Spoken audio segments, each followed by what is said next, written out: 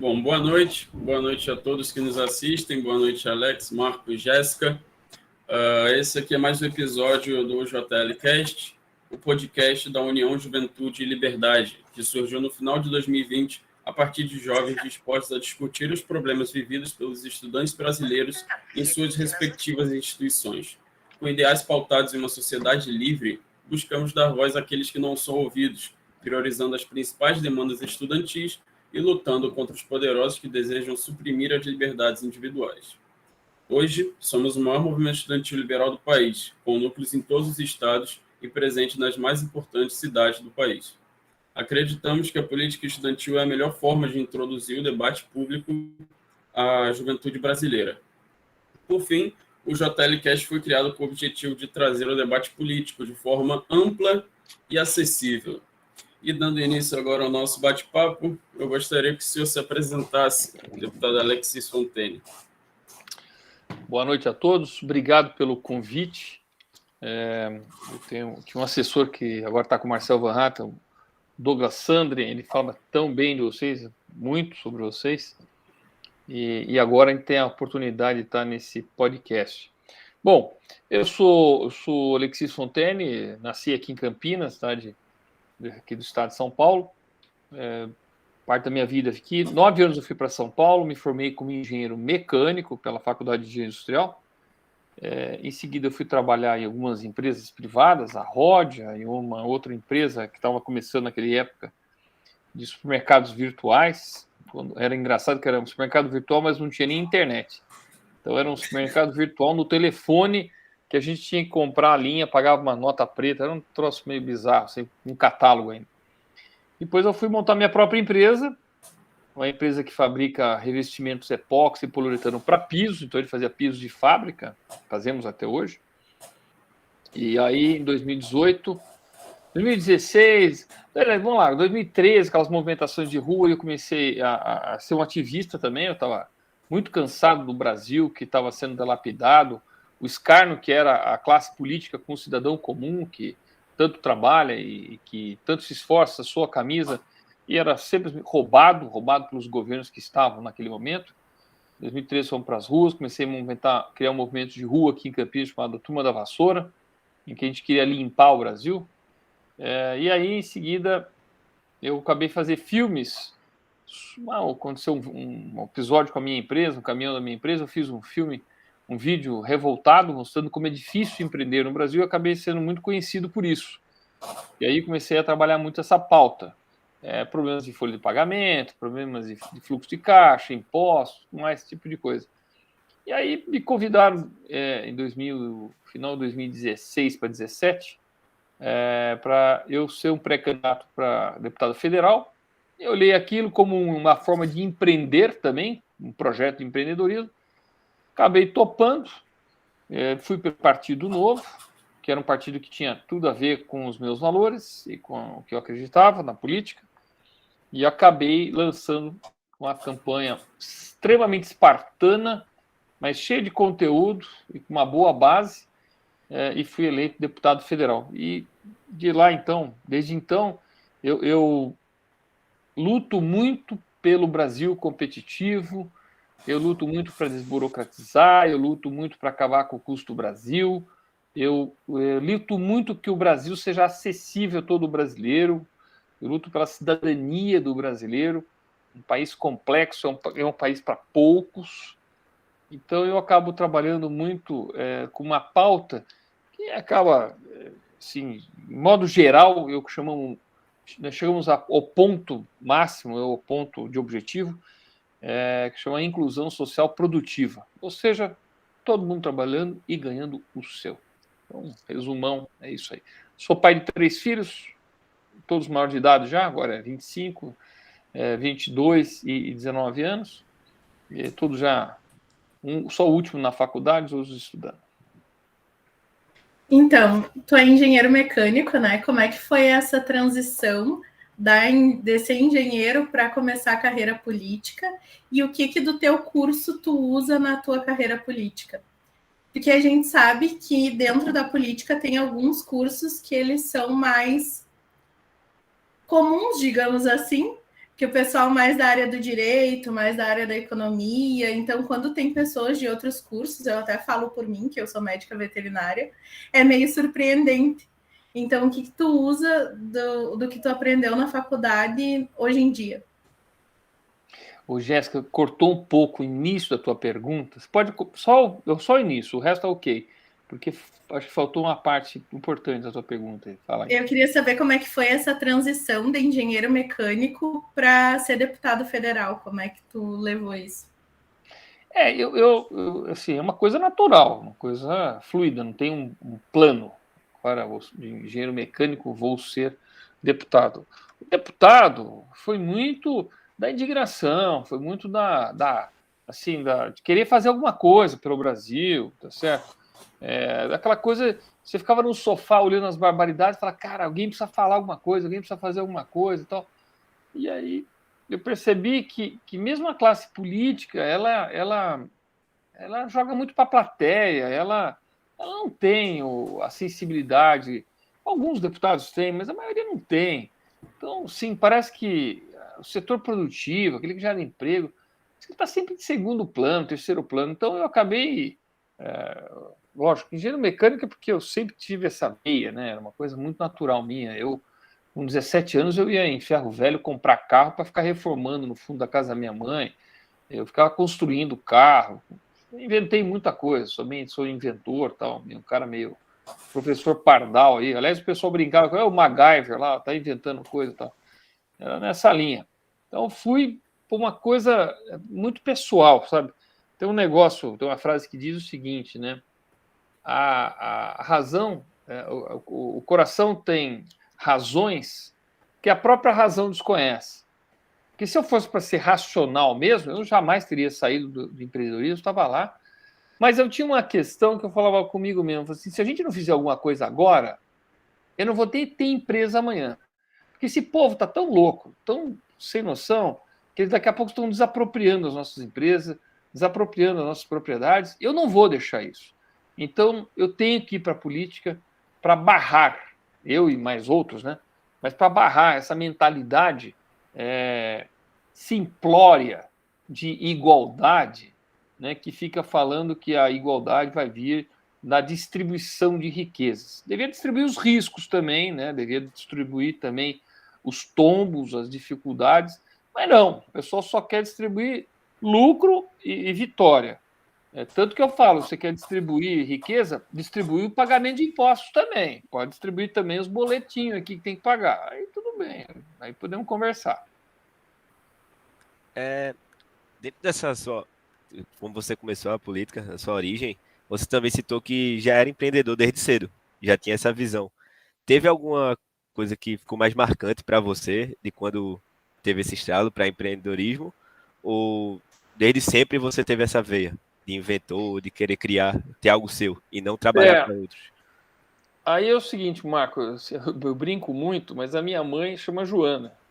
Então eu brinco que eu já nasci na casa da mãe Joana, tá certo? Então, mas eu tinha uma vantagem nesse sentido, porque a minha mãe deu muita liberdade para eu poder fazer as bobagens, as cagadas que muitas mães não querem que os filhos façam, porque ele vai se queimar, porque ele pode cair da árvore, porque ele vai ralar o dedo, vai ralar o joelho, ele vai quebrar o nariz, ele vai, sei lá, vai acontecer alguma coisa.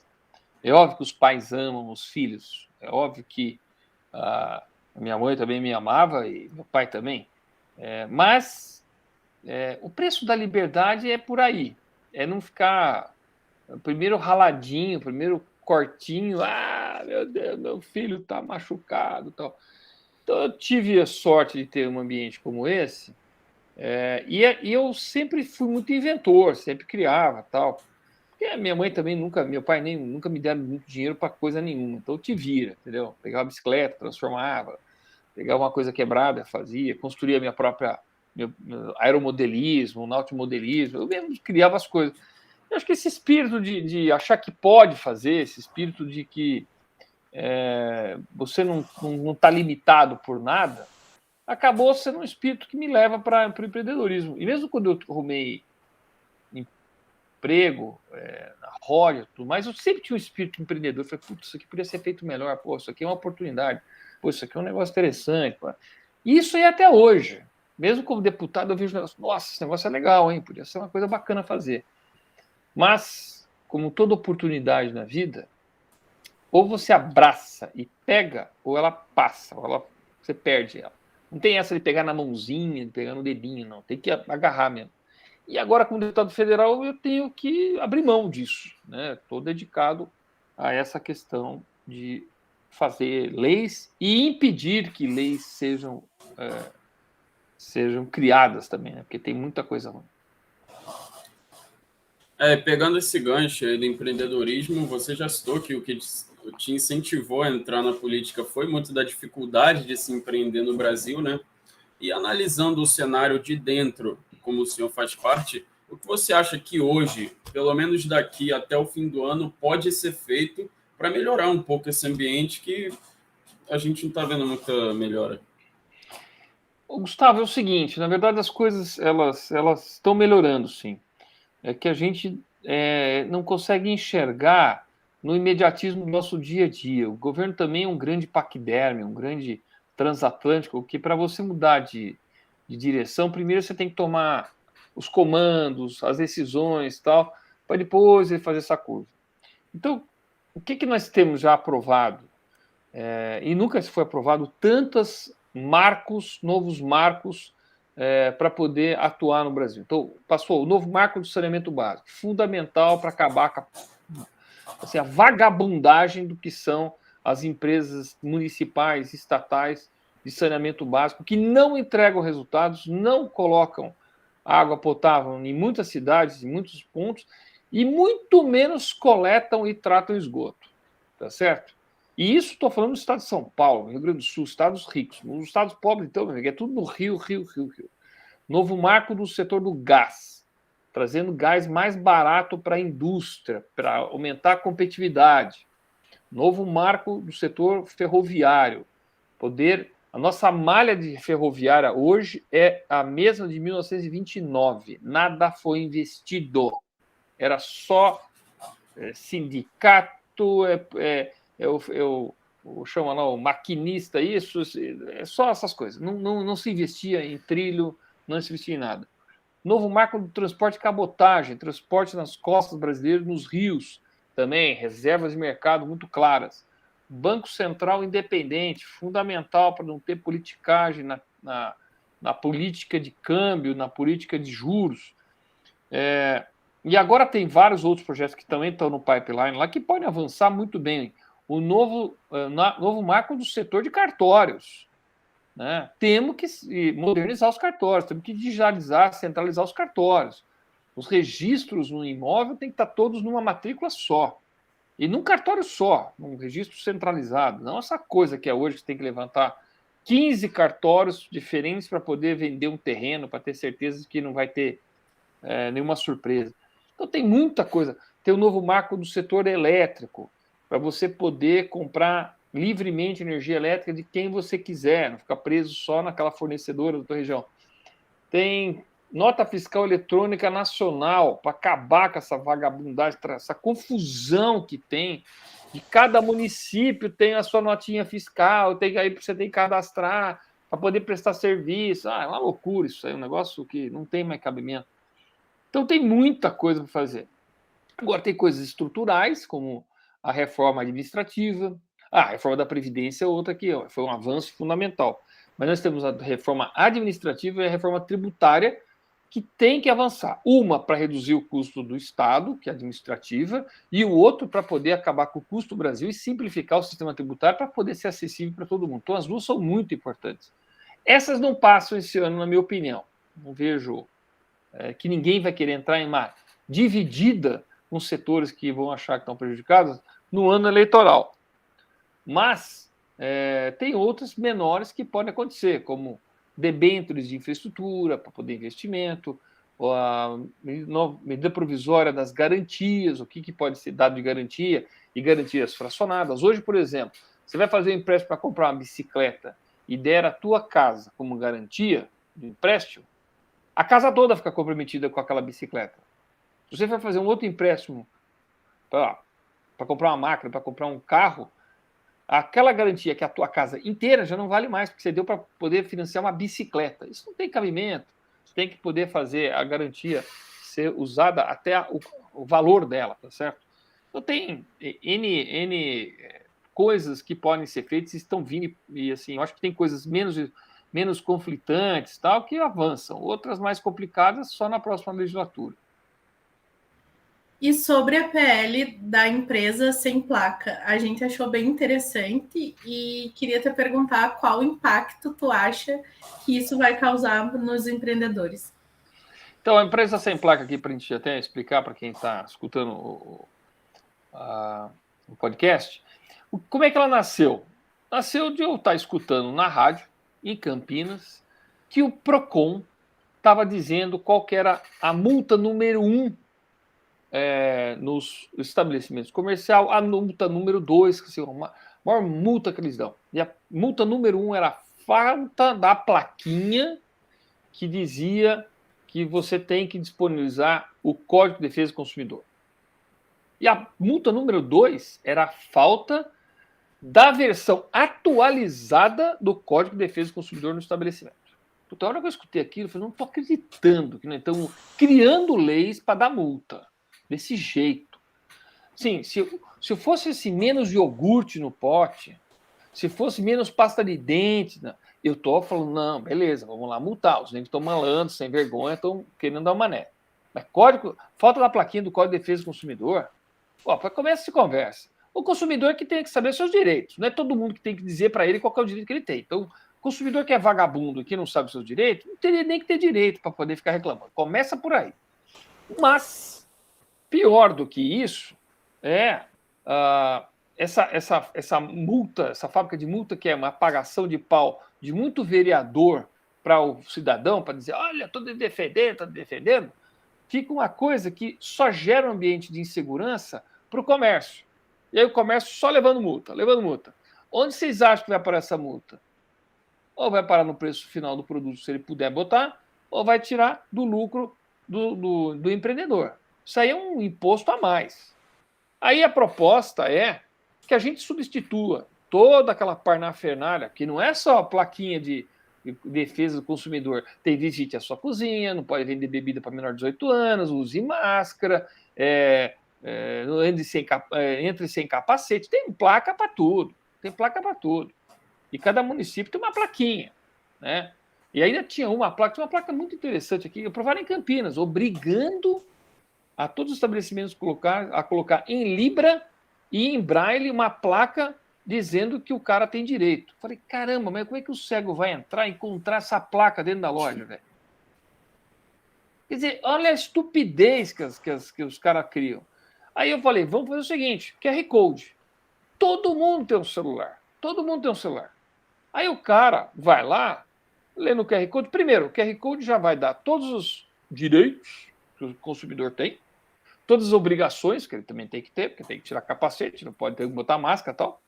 E não tem como falhar de não ter a última versão do Código de Defesa. O que me dá medo é que o pessoal adorou a ideia, mas quer manter as duas. Quer dizer, quer manter os impressos e agora o QR Code.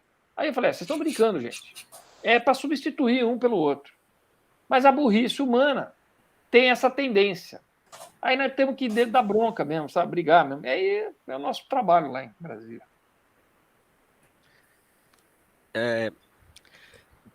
Vendo isso, parece que eles sempre consideram o empresário como o malvado da história, como vilão que tem que ser combatido. E a gente vê cada vez mais dificuldade de achar representatividade em estados menores de pessoas que vão contra isso. Por exemplo, aqui no nosso movimento, em Pernambuco, eu estudo na Federal daqui, e quando a gente vai na Câmara dos Vereadores, a gente não consegue achar tão facilmente uma representação que vise os valores liberais, que queira facilitar o empreendedorismo. Você vê algum caminho que seja mais fácil nessas eleições? Tirar o foco da presidência, começar por governador, começar por vereador? Você vê algum caminho para levar liberdade a esses estados menores? Primeira coisa, né? Porque você me pergunta, eu não conhecia o liberalismo até entrar na política. Eu era um liberal intuitivo, porque como empresário, você no livre mercado aí que você é liberal mesmo, tá certo? Você quer o que tem o liberalismo. Agora, viver no liberalismo é a forma mais difícil que tem. Nossa, é duro, mas é duro, porque seleção natural todo dia. Você não pode. Se você ficar incompetente, se você quiser acomodado, você vai ser passado para trás. Então, a zona de desconforto é inerente ao liberalismo. Aí as pessoas querem conforto. O que elas querem? Vamos dividir. Vamos meter a mão nos outros. Vamos começar a repartir as coisas. Então, o discurso de esquerda é mega sedutor. Olha, o cara tá bem pra caramba, velho. Vamos pegar dele. Assim, em vez de eu estudar, trabalhar, conquistar, não, vou tirar do outro, que teve que ralar. Talvez ele tenha herdado, não sei, pode ser que herdou, mas se ele herdou, alguém também do descendente dele trabalhou pra caramba. Agora, ele como herdeiro, ele tem duas possibilidades. Ou ele é negligente, e aí dinheiro não aceita desaforo, e aí o dinheiro vai migrar para outros. Aí, meu amigo, pai rico, filho nobre, neto pobre, tá certo? É exatamente isso. Ou ele vai, de alguma forma, produzir mais riqueza a partir daquilo. Eu luto muito pelas questões liberais e pela mobilidade social. Eu acho que nós temos que ter mobilidade social e é uma coisa que a gente tem que lutar por isso. Que é baseado em acesso à igualdade de oportunidades. Eu não estou dizendo que todo mundo tem que ter igualdade de oportunidade. Eu falei acesso. Acesso significa o seguinte: se eu quiser, eu acesso. Mas se eu quiser ir para o bar tomar todas, eu também posso. Mas aí não reclame e não peça o Estado para te proteger, negócio. Te vira, tá certo? Dá teus pulos. Ou, como diz a turma do Sul, tu que lute. Aí, o outro ponto é a meritocracia, quer dizer, acesso à igualdade de oportunidade e meritocracia. Eu ralei, eu estudei mais, eu me dediquei mais, tal, não sei o quê. Eu mereço subir. Ah, não, eu sou negligente, eu sou desaforado, eu sou um playboy. Beleza, cara, vai queimar tua grana aí talvez os teus descendentes não tenham mais nada. Agora, dentro do ambiente universitário, a gente tinha que valorizar mais aqueles que trabalham e conquistam. Na verdade, é que o pessoal fala que o empresário é malvadão enquanto ele ganha dinheiro. Se ele perder dinheiro e for para a falência, aí vão chamar ele de coitadinho.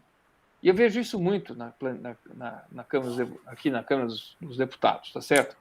Ah, temos que salvar os coitadinhos que quebraram. Ah, tem que salvar os coitadinhos que não sei o quê.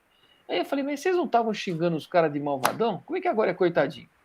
Porque é os que não venceram. Então, o grande problema no Brasil, e já dizia Tom Jobim, no Brasil, sucesso é ofensa pessoal. As pessoas ficam ofendidas porque alguém tem sucesso.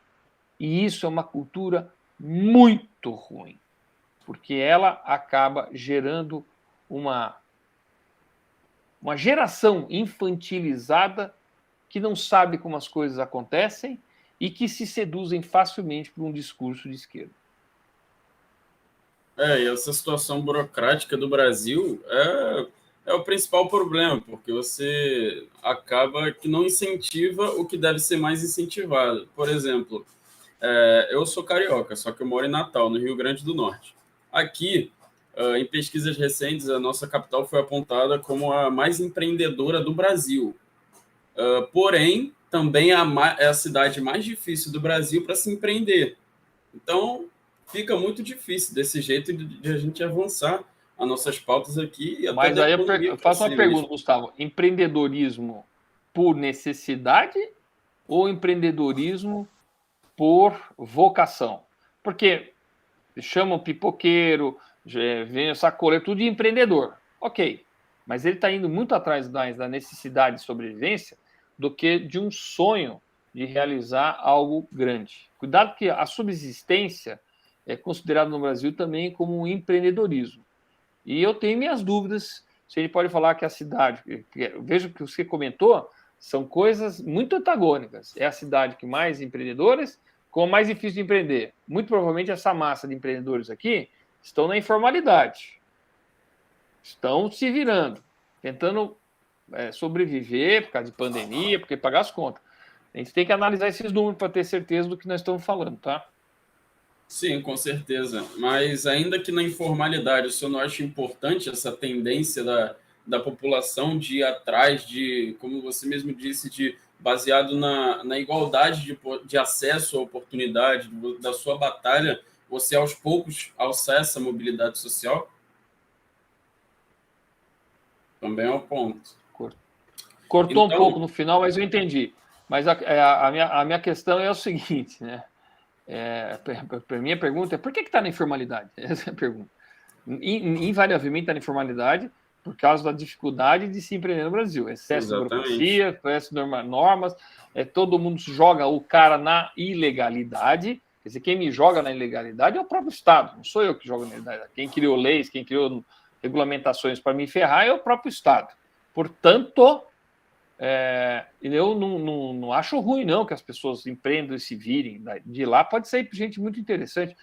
Eu vejo histórias maravilhosas no Brasil aqui, de gente que fabricava prego e virou uma Gerdau. Tá certo? Eu lembro de gente que era caixeiro viajante e virou a CIMED, virou a Teuto. Tem várias histórias lindíssimas no Brasil de quem era um cara no bico e que virou, lógico, tem uma visão, é um bom vendedor, é um cara que batalhador, tem toda uma história. Então, assim, não sou contra nada, tá? Acho que liberdade para as pessoas empreenderem. Eu só também não quero ficar achando o máximo um cara que monta um negocinho porque está fudido, não tem o que comer, não tem emprego, não tem absolutamente nada, sabe? Eu acho que isso a gente tem que começar a olhar com outros olhos. Hoje em dia, com todo o alcance das redes sociais, como tu lida com isso para conseguir separar a tua atuação em Brasília da tua vida pessoal? E como que tu deixa a tua família longe desse burburinho todo? O Jéssica, não sei se dá para deixar muito longe, sabe? Tudo meio que mistura. Eu sou um cara absolutamente autêntico. Eu não sou dois caras. Eu não sou o político e o pai. Eu sou o pai político. Eu sou, sei lá, pai político. Sou o pai que faz política, né? O pai que está lutando por um Brasil melhor, o pai que está querendo fazer a diferença, tal. Eu levo os valores para meus filhos, tá certo? Tem que sempre trabalhar dentro da coerência, dentro da retidão, para poder deixar um legado. Eu quero que meus filhos sejam 3 caras fantásticos para o mundo. E são, tá certo? Mas isso é base de valores. Agora, eles se envolvem se quiserem também na política, né? Não é eu que vou ficar enchendo o saco. Lógico que quando tem discussões em casa, tal, porque eu tenho um filho que estava fazendo publicidade e propaganda, uma faculdade muito contaminada com ideologia de esquerda, com muita desonestidade, tudo mais, tal. Mas felizmente ele foi curado com um bom emprego, onde ele começou a ganhar o dinheiro dele e aí ele percebeu que aquela turminha que quer parasitar sem trabalhar, as cigarrinhas da esquerda, né? Queriam tirar o dele. Ele falou, opa, o meu não. Então, meu amigo, então você também é bem-vindo ao mundo real de quem gera riqueza e trabalha e ganha honestamente. Da sua formação, tanto como deputado, empreendedor, teve alguma influência muito grande de algum autor, seja um livro, um filme, uma personalidade que você se inspirou ou serviu de exemplo para sua vida? Como pessoa, não. Assim, pessoalmente, não. Eu tenho algumas pessoas que eu admiro. Eu admiro o Roberto Campos. Eu estou gostando muito das falas do Jordan Peterson. Mas, assim, a minha vida mesmo, empreendedora, ela não teve um herói, um ídolo. Teve um livro que eu li bem no começo, que me deu noções interessantes. Pode parecer um livro meio chavãozão, meio bobão, não, mas ele mostrava um conceito muito interessante, que é justamente o pai rico, filho pobre, né? Que mostrava o conceito de ativos e passivos. Então, assim, comprei um carro, puta, comprei um ativo. Não, você comprou um passivo, você vai perder dinheiro com isso o tempo todo. Ele colocava no livro dele também, que ele falou assim, eu me coloco em primeiro lugar, eu coloco meus funcionários em segundo, eu coloco os fornecedores em terceiro e jogo o governo por último. Ele falou, que ele mora nos Estados Unidos. Se morasse aqui no Brasil, ele não ia fazer isso de jeito nenhum. Não tem como. Se bem que lá nos Estados Unidos ele podia ser preso também, tá certo? Porque quem não paga imposto vai preso nos Estados Unidos. Mas aqui tem certidão negativa, tudo trava, você não consegue tocar o teu negócio. Mas aí eu sempre tive muita noção, né, da questão de o que é um ativo, o que é um passivo, o que é custo fixo, o que é custo variável, o que é ponto de equilíbrio e tal. E aí isso aí eu acho que é uma coisa que foi importante para ter conceitos muito sólidos para poder montar a minha empresa. Muito bem. E até pegando todo esse contexto que a gente está trazendo muito aqui de imposto, um assunto que está muito em alta, com certeza, é o da gasolina, dos combustíveis, que é, sobretudo agora, com essa guerra na Ucrânia, enfim, todo esse contexto ainda piorou. Eu queria saber do senhor, com todo esse conhecimento interno da Câmara, até mesmo do Senado, qual medida você acha que está tendendo a ser adotada? Porque eu acho muito perigoso, por agora, a gente adotar algumas medidas e depois a guerra, que é um caso excepcional, acabando, e aí a realidade já muda. Enfim, como você avalia essa situação aí?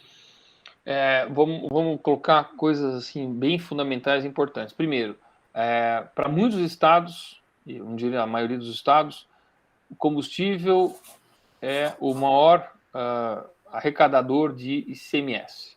Então, o maior ICMS vem de combustíveis. Então, os estados cobram mesmo e cobram pesado.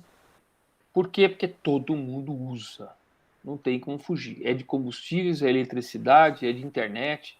Realmente, tudo que tem base muito ampla, os estados pulam em cima e vai pagar 25% de ICMS, 33% de ICMS, a coisa pega pesado. O que aconteceu com o aumento das commodities, por N razões, eu estou escutando... Vocês estão me escutando, né? Tá. Por causa dessa questão das commodities, o que acabou acontecendo é que houve uma distorção na arrecadação. Os estados começaram a arrecadar demais, porque como eles arrecadam uma porcentagem sobre o preço de venda, e o preço de venda disparando, a porcentagem deles foi aumentando muito, tá certo? Vamos dizer que era, sei lá, 30% sobre o valor de venda do combustível. Quando o combustível era vendido a R$1, 30% era 30 centavos. Agora, R$10 virou R$3. Quer dizer, os estados arrecadando, que é uma loucura.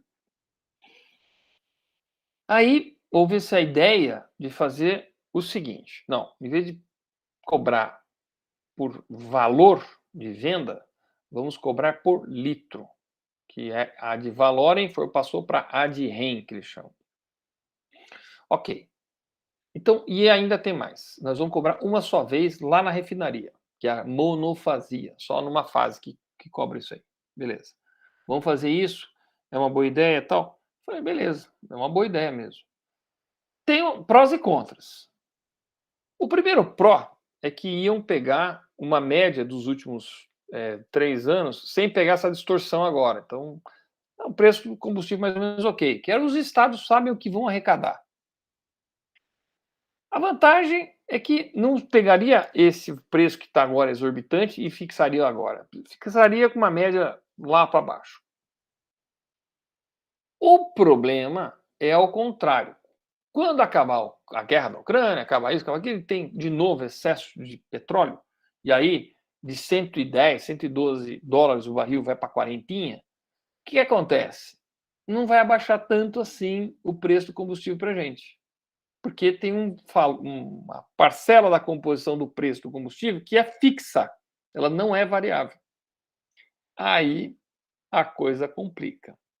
Então, houve essa discussão e tal. Para os estados, a melhor coisa é ter previsibilidade. Então, se for um preço fixo, bom para eles. O problema agora é que o governo veio com essa proposta, mas aprovou. Só que os estados não querem agora. Eles só querem depois das eleições. Porque agora eles querem muito dinheiro no caixa.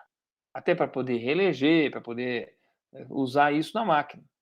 E aí estão alegando que o governo fez isso de forma eleitoreira, querendo jogar para a plateia, fazer média.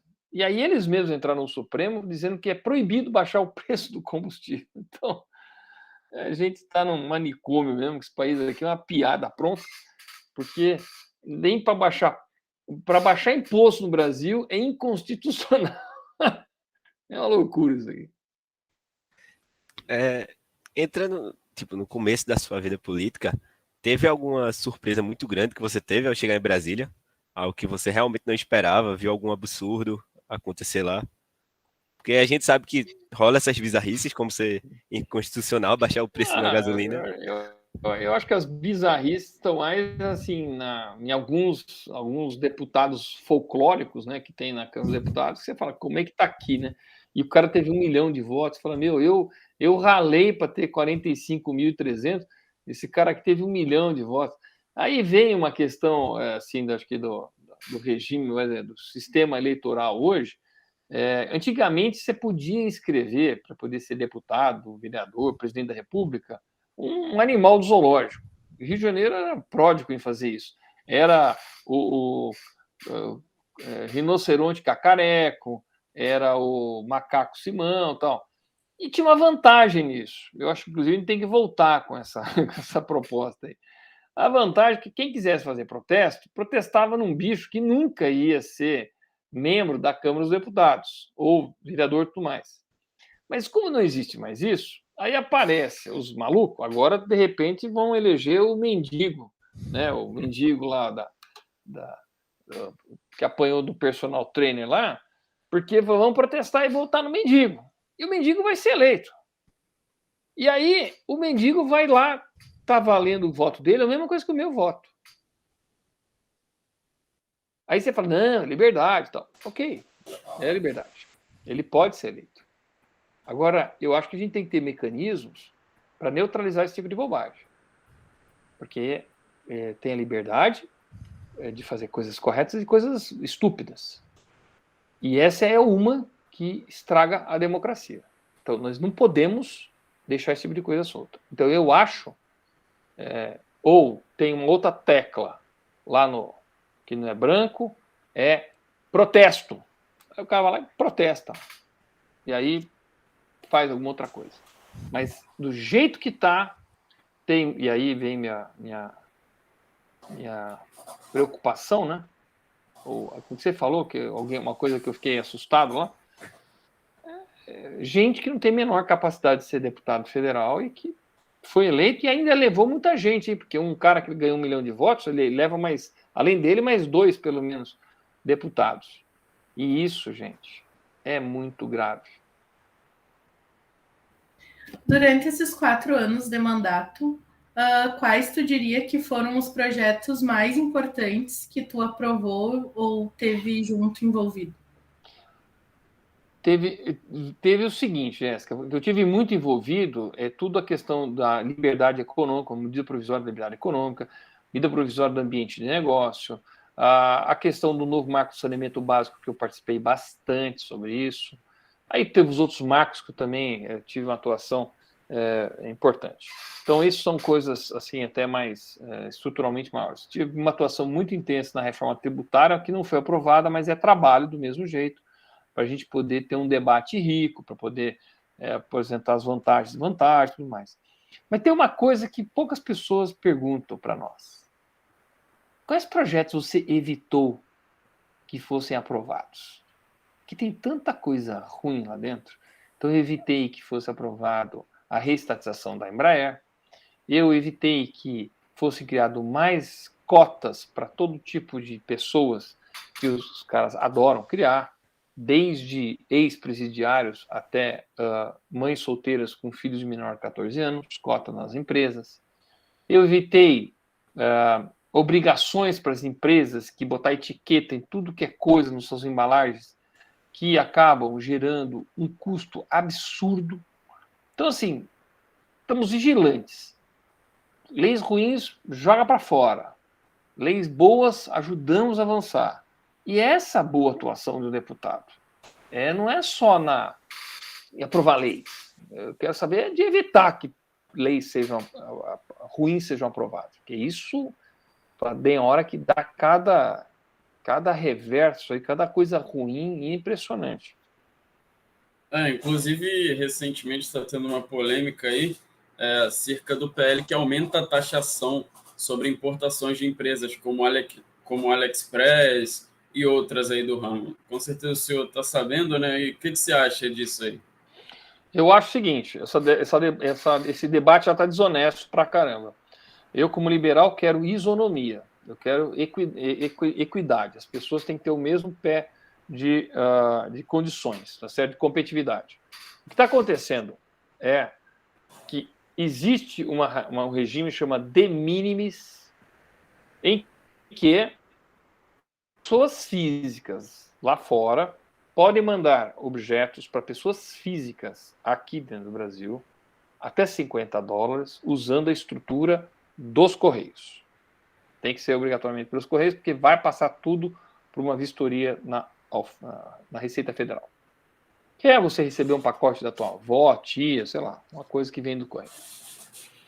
As plataformas, aproveitando essa regra, essa lei, criaram pessoas físicas lá fora, viraram grandes plataformas para vender produtos que são vendidos aqui no Brasil, e aí acabam vindo com verdadeiros aviões cargueiros diariamente, com milhões, milhares de pacotes, que são jogados para a Receita, dizendo que tem $50 lá dentro, e ninguém sabe, tá certo? Porque não vai abrir pacote por pacote.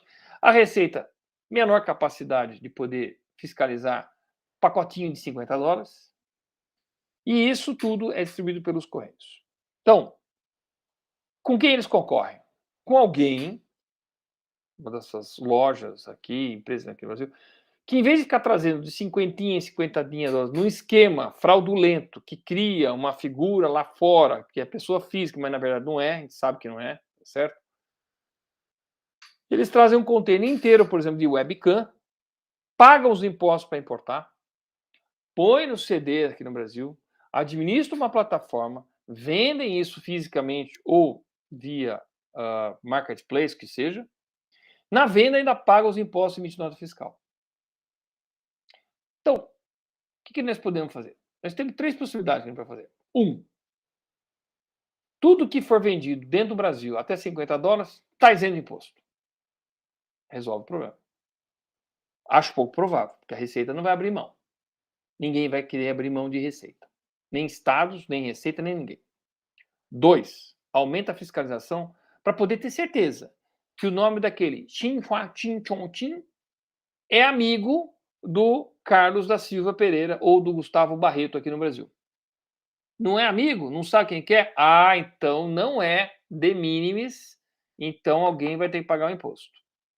E a terceira possibilidade, que é o que eu acho que o governo está fazendo, que eu nem sei, é, ok, já que vocês não sabem brincar, então tudo que chegar aqui já paga uma guia aqui de sei lá quantos % do valor da mercadoria e pronto, acabou.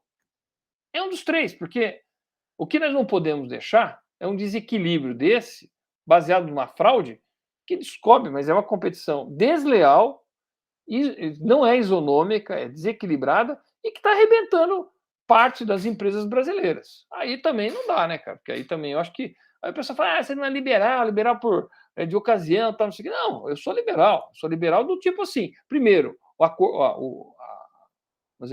a proposta de mínimos, a regra de mínimos tem que ser obedecida, já não está sendo. E 2, tem que ter a mesma carga tributária para todo mundo. Como é que é uma carga tributária de alguém que fabrica ou importa alguma coisa que é brasileiro no Brasil, com centro de distribuição, com tudo, paga todos os impostos, e o negócio que vem lá de fora de forma fraudulenta não paga nenhum e eu fico quieto. Então é essa pegada. O pessoal tá meio... é o Luciano Hang, não sei o que. Não tem nada a ver com o Luciano Hang, cara. Isso não tem nada a ver com bobagem. Tem outro muito maior que o Luciano Hang aí, que também está falando sobre esse assunto aí, dizendo que nós queremos isonomia, queremos o mesmo tratamento, só isso. Ou todo mundo paga ou ninguém paga. Eu acho razoável.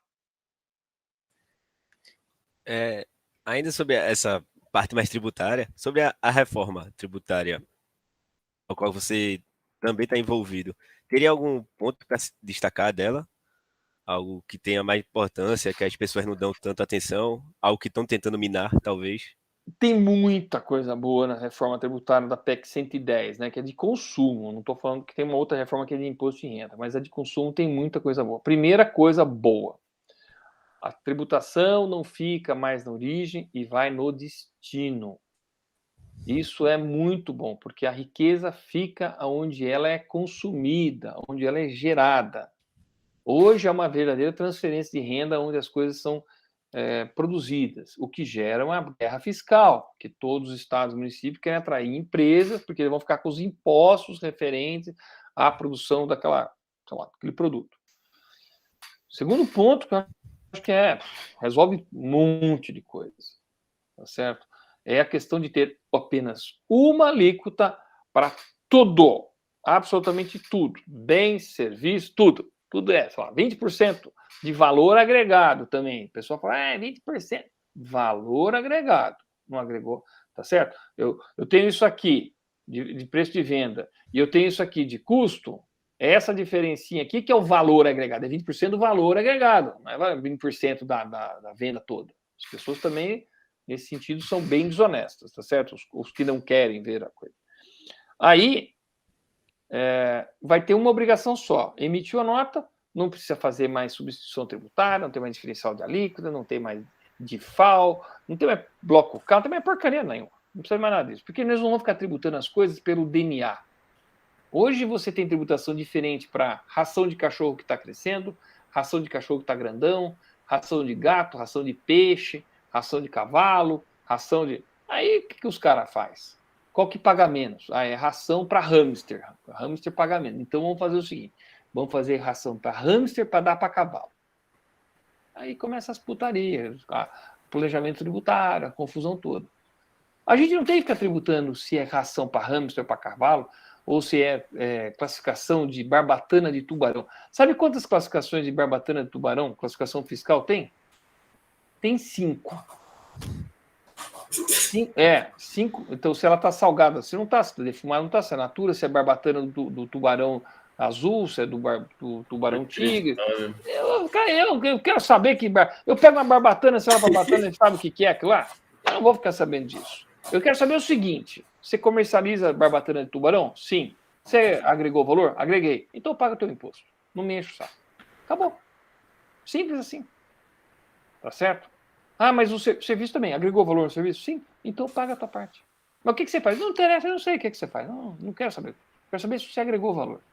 Isso vai valorizar, assim, vai destravar a economia. Porque o IVA, que é o Imposto ao Valor Agregado, é um imposto global. O CDE, todos os países do mundo usam isso, as maiores economias. Só os Estados Unidos, que é um pouco diferente, que eu sei os tax, que é na venda final. Aquela coisa de entrar no shopping, compra um tênis, está $100 mais 10 plus tax, mais 10 de imposto. É isso. Mas o resto do mundo, toda a Europa, toda a Oceania, toda a Ásia, é IVA. Não é ICMS brasileiro, essa porcaria de imposto que nós temos aqui. Bom, Alexis, nos encaminhando ao final, eu gostaria de fazer essa última perguntinha. Por um motivo que foi um tema que a gente acabou não abordando muito aqui, mas é algo que eu estou vendo em decadência ultimamente, que é a questão da liberdade de expressão. Por quê? Ontem nós tivemos aquele episódio no Lollapalooza, na qual a Pablo Vittar veio a se manifestar politicamente, e o Partido Liberal, o PL, acabou entrando com um pedido ao TSE para que... PL, né? Liberal, tá. Assim se diz, né? Para que o TSE classificasse isso como uma propaganda eleitoral irregular, e assim aplicando a multa ao Lollapalooza de R$50 mil para qualquer artista que se manifestasse. E é aquilo que ficou famoso por Voltaire, né? Posso não concordar com o que você fala, mas defenderei até a morte o direito de dizê-lo. Que, embora ela tenha levado uma bandeira do Lula, essa medida autoritária, com certeza, não é assim que se resolve as coisas, né? Então, qual é a sua avaliação a respeito disso aí? Nós temos o mesmo raciocínio a respeito disso. Mesmo porque, assim, até onde eu me lembre, o Lula e a Dilma no Maracanã foram vaiados, tá certo? Então, eu não sei se a bandeirinha do Pablo Vittar lá fez sucesso. Acho que pode ter criado muita confusão para ele. Eu, se tivesse lá com um tomate, eu tinha jogado, tá certo? Para poder também expressar dessa forma. Mandava, ele dava uma vaiada, xingava, tal. A gente também tá. Então, assim, não tem menor cabimento ficar limitando esse tipo de coisa. Eventualmente, dentro do contrato, que eu sou Lollapalooza, eu também já faço um contrato. Agora, o próximo contrato é o seguinte: quem for cantar lá em cima, se mostrar a bandeirinha de qualquer um que for, ou fizer apologia, e nós levarmos multa, vocês vão pagar a multa. Beleza. Aí o cara tá afim de levar 50 conto na cabeça? Leva. Tá certo? Isso é contrato. Aí assina quem quer também, não é? E não tem nada mais liberal do que um contrato e cumprir o contrato. Então, eu entendo o seguinte: acho absurdo qualquer um que queira multar manifestação, tudo mais, ainda mais que eu não sei, por propaganda eleitoral, né? Pois é, tem uma base jurídica. Mas bem contestável isso também, tá certo? Porque pode ter sido só uma manifestação do tipo, eu gosto dele. Então, nem dá para dizer que é uma propaganda. Eu acho absurdo mesmo, acho que todo mundo tem direito de falar o que quer, desde que... Mas também vai ter a responsabilidade pelo que fala também, tá certo? Né? Vamos lembrar um pouco o caso que aconteceu com o Arthur Duval, falou o que quis e respondeu pelo que falou. Felizmente, foi uma coisa violenta, mas é isso que acontece mesmo. Portanto, se a gente sempre associar liberdade com responsabilidade, eu entendo também que quem vai abrir a boca pensa duas vezes antes de falar uma coisa que pode ser prejudicar ele ou prejudicar, sei lá, o grupo que estiver lá, tá certo? Mas defendo também, até o último das minhas energias, o teu direito de falar, mesmo que eu não concorde com o que você fala. Meu problema não está aí. Então, a gente está chegando perto de uma hora. Queria agradecer a conversa, Alexis. Foi ótimo. Espero tê-lo novamente no programa. E foi um ótimo episódio. A gente tinha mais perguntas no chat, mas não vai dar para fazer por conta do tempo. Vamos encerrar aqui. Gustavo, quer fazer um agradecimento? Eu gostaria de agradecer aí o atendimento, agradecer você a participar aqui, como você já citou lá do seu ex-assessor, o Sandro, que sempre fala da gente, agradecer também a ele, enfim, espero tê-lo em breve aí. A Jéssica está no mudo.